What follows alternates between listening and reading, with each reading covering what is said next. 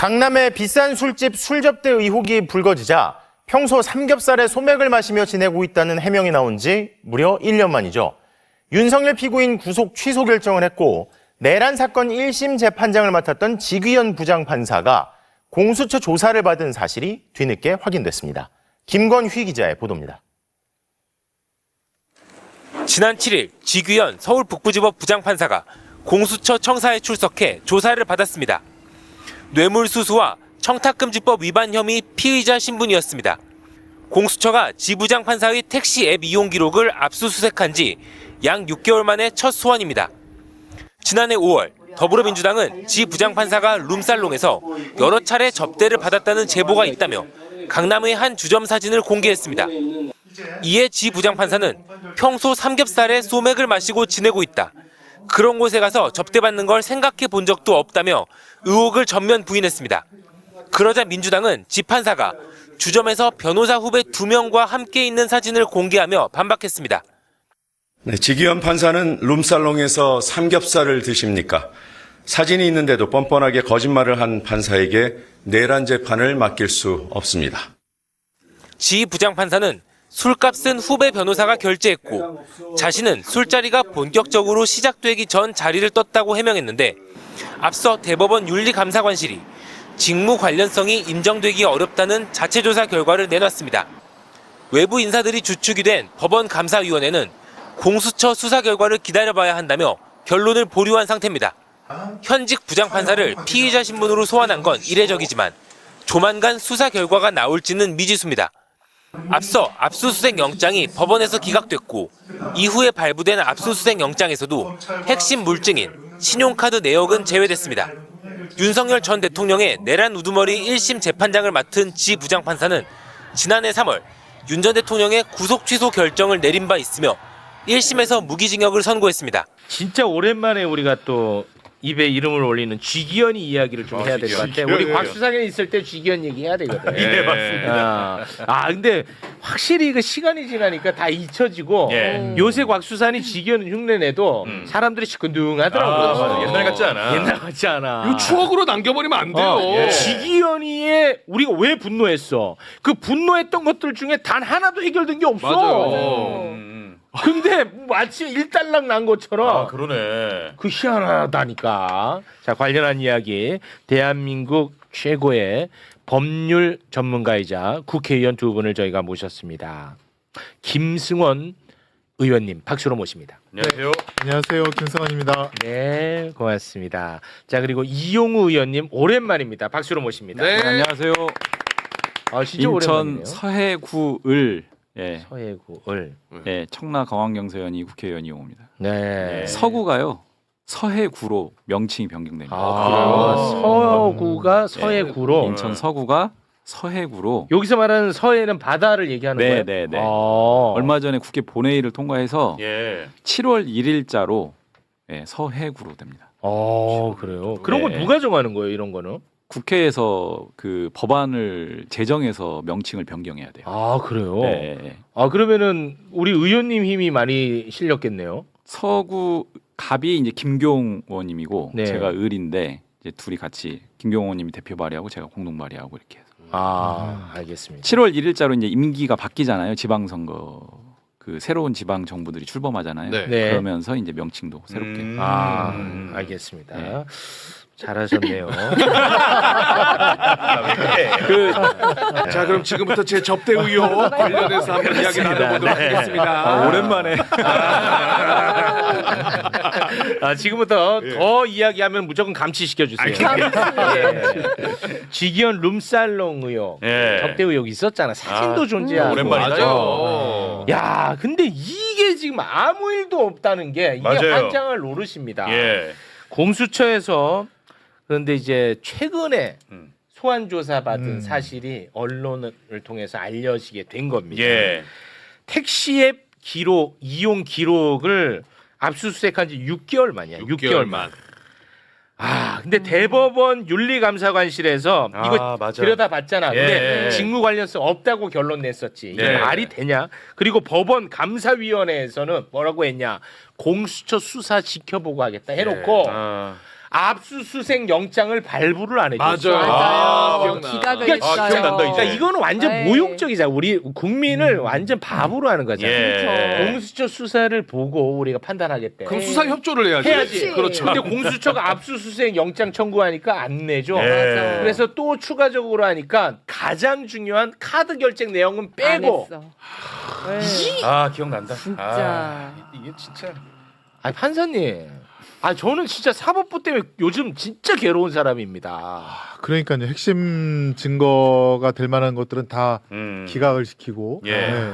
택시 앱 이용하는 정도만 해줬는데 직위원 부장은 저보다 3년 후배인데 수원에 근무할 때 이제 보면 그 선배들 술자리에도 스스럼 없이 들어와서 소폭을 말아먹었던.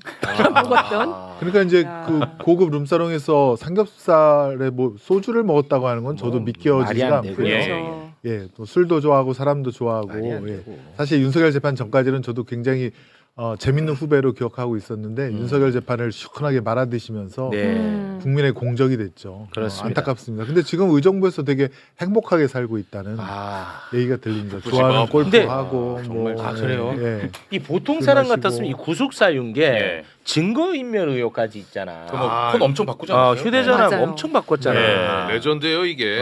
진짜 2월 4일 날 구속 취소 청구 보도가 되고 그날 S10에서 S25로 다시 S25에서 S10으로 그리고 5일에 S10 다시 S25로 5월 14일 날 의혹 제기가 되고 나서 룸사롱 접대 의혹 제기되고 나서 16일 날 S25에서 샤오미에서 또 S25, 18일에 S25에서 또 샤오미.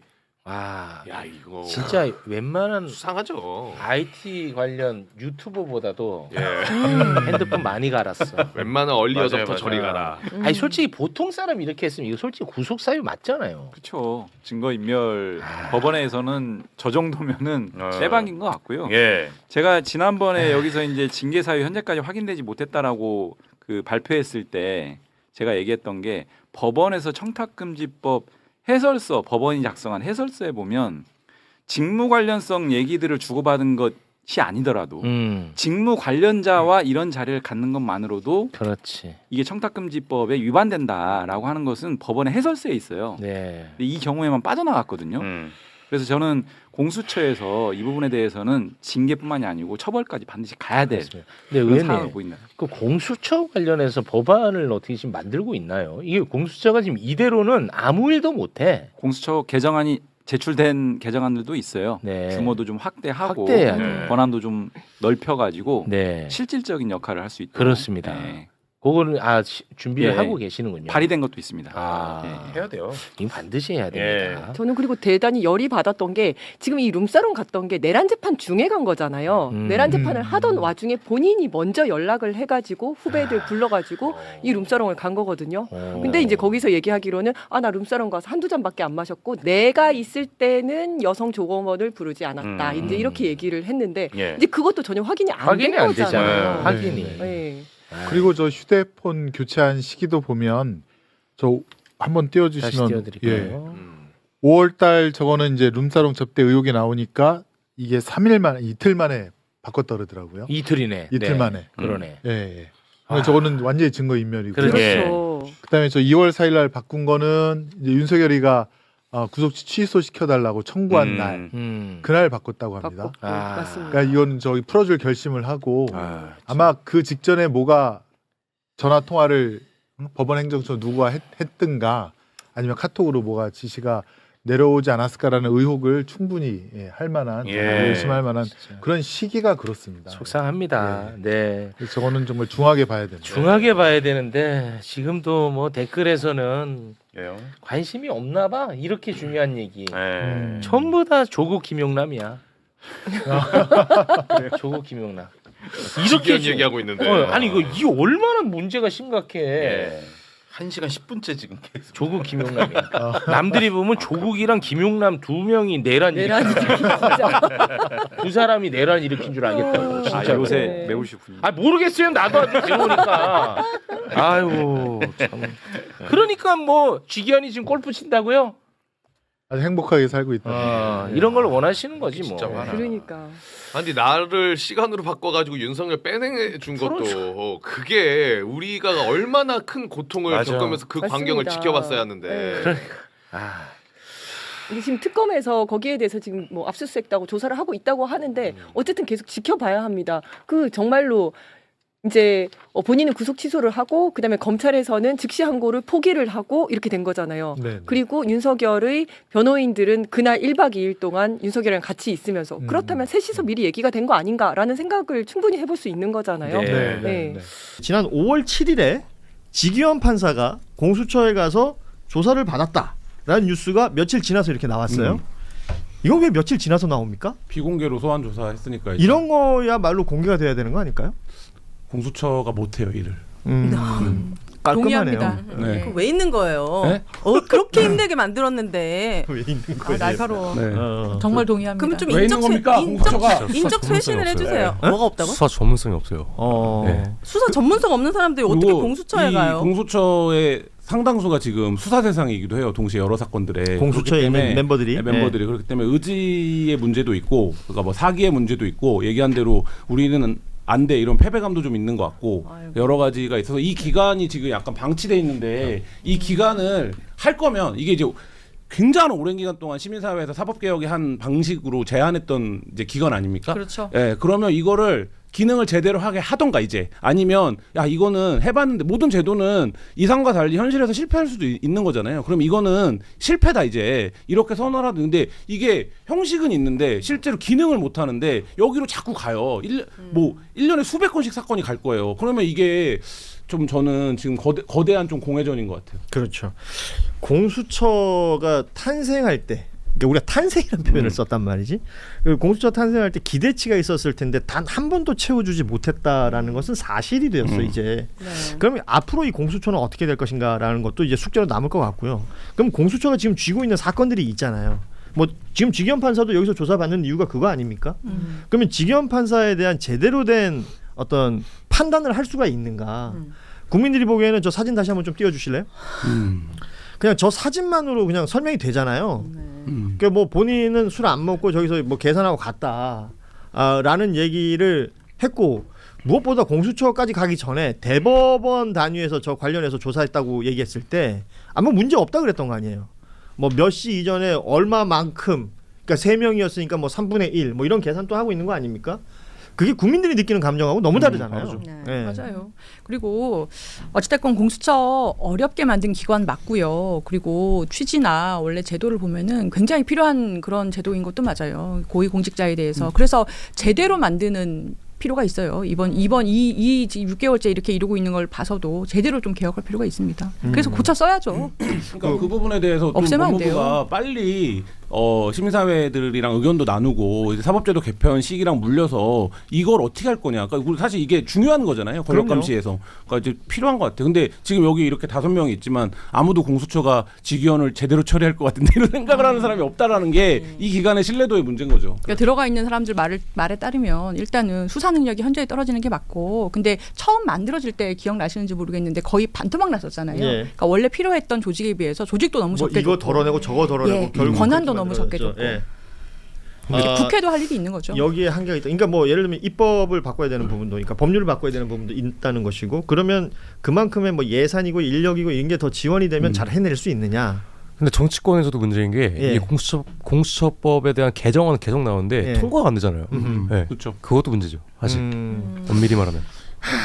그러니까 해결해야 될 일이 많네요. 그러니까 이게 공수처 제가 진짜 옛날 기자 꼬맹이 때부터 이 막 토론회도 가보고 했던 제도인데 저는 이게 현실적으로 이렇게 무력화되는 게 약간의 어떤 서글픔도 있는 것 같아요. 왜냐하면 기라성 같은 법조인들 헌법학자들이 이 제도의 도입을 위해서 엄청나게 애를 노력했죠. 썼었는데 근데 이게 지금 결국에 현실에서 한 번도 제대로 써보지 못한 채 다 이 기관의 무용론을 말하게 된 이 상황, 이 부분에 대한 게 이건 좀 진짜 필요한 것 같아요. 서글픈 일입니다. 네. 그러니까 만들 때 제대로 만들어야 된다라는 사실은 뭐 또 하나의 반성을 할 수 있게끔 만들어주는 공수처인 것 같기도 해요. 말씀하신 것처럼 오랜 수건이었단 말이죠. 오랜 수건으로 만들어야 되겠다는 명분에 그 요것 떼고 저것 떼고 어찌됐든 만들었는데 그 뗐던 것들 때문에 아무것도 못하는 거예요.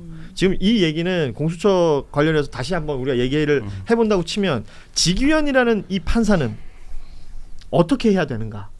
사실은 직위원 판사가 그 소위 말하는 윤석열 내란 우두머리 사건 이 재판을 1심을 그렇게 시간을 끌었던 것 네. 그리고 이것이 내란 전담 재판부가 생기기 전 상황으로 이어지고 검찰이 기소했던 건이기 때문에 지금 2심도 지금 하염없이 늘어지고 있는 거 아니에요? 네. 그러니까 이런 모든 것들이 직위원 판사가 윤석열을 풀어주면서부터 시작됐다라고 해석하시는 분들이 많습니다. 거대한 소용돌이의 시작이었죠.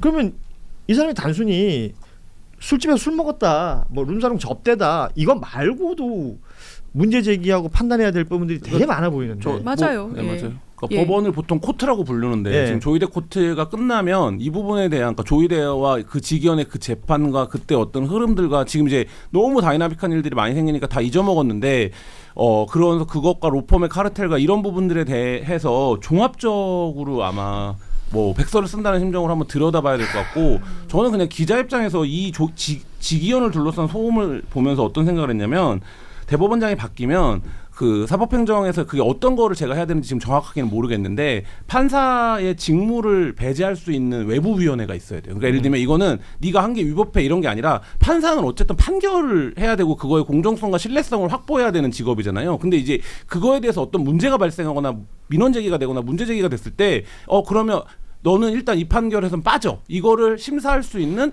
별도의 기구가 반드시 있어야 된다. 그러니까 그렇지 않으면 지금 모든 판결이 날 때마다 기자들도 그렇고 시민들도 그렇고 판사가 누구래? 이걸 다 이제 따져야 되는 세상이 됐잖아요. 진짜 슬픈 거죠. 네, 네. 그렇게 그거를 사법부 차원에서도 이거를 좀 제도적으로 보완하는 장치로서 그게 좀 필요한 것 같아요.